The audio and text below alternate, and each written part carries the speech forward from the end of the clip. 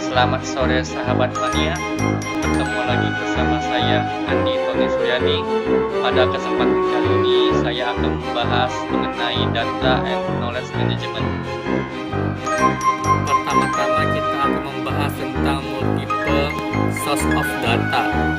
Yang pertama, sumber internal database dan dokumen perusahaan.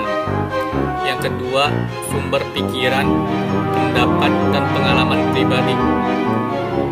Dan yang ketiga, sumber eksternal, database komersial, laporan pemerintah, dan situs web perusahaan. Selanjutnya kita akan membahas tentang apa itu definisi tentang Big Data. Big Data itu sendiri adalah pengumpulan dan penggunaan informasi dari berbagai sumber untuk membuat keputusan yang lebih baik di bidang yang menangani cara untuk menganalisis, mengekstrak informasi secara sistematis, atau berurusan dengan set data yang terlalu besar ataupun kompleks untuk ditangani oleh sebuah perangkat lunak. Selanjutnya, apa itu mengelola Big Data? Terbagi menjadi 4. Yang pertama, ketika Big Data dianalisis dengan benar, dapat mengungkapkan pola dan informasi yang sangat berharga. Yang kedua, data environment digunakan untuk merancang sumber data yang akan digunakan dalam pembuatan laporan yang menggunakan data report. Yang ketiga, database relasional tradisional versus database NoSQL. Dan yang keempat, perangkat lunak sumber terbuka. Selanjutnya kita akan membahas tentang karakteristik Big Data. Big Data itu terdiri dari 3. Yang pertama itu volume. Volume adalah ukuran data. Memang penting untuk memproses volume data yang cukup besar untuk membuat Big Data.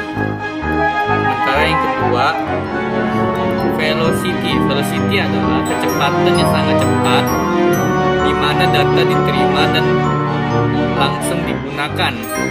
Biasanya, kecepatan tertinggi aliran data langsung ke memori dibandingkan yang ditulis ke disk.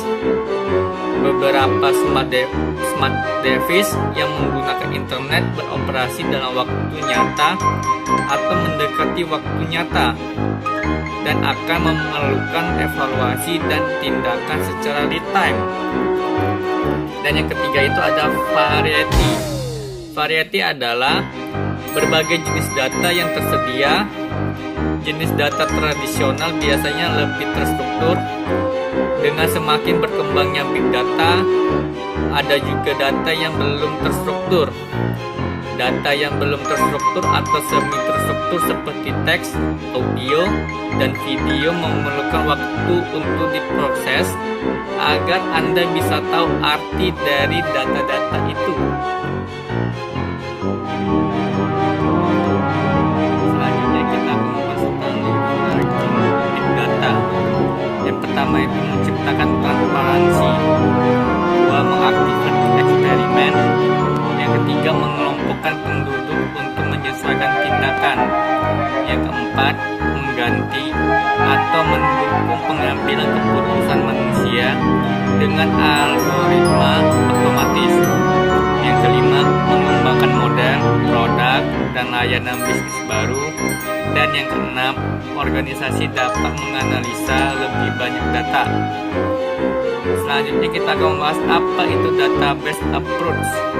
Adalah suatu sistem perangkat lunak untuk memperlihatkan, membuat, memelihara, dan memberikan kontrol kepada siapa saja, khususnya application program yang dapat mengakses database tersebut tanpa ada kesulitan untuk memperbarui dan membagi data.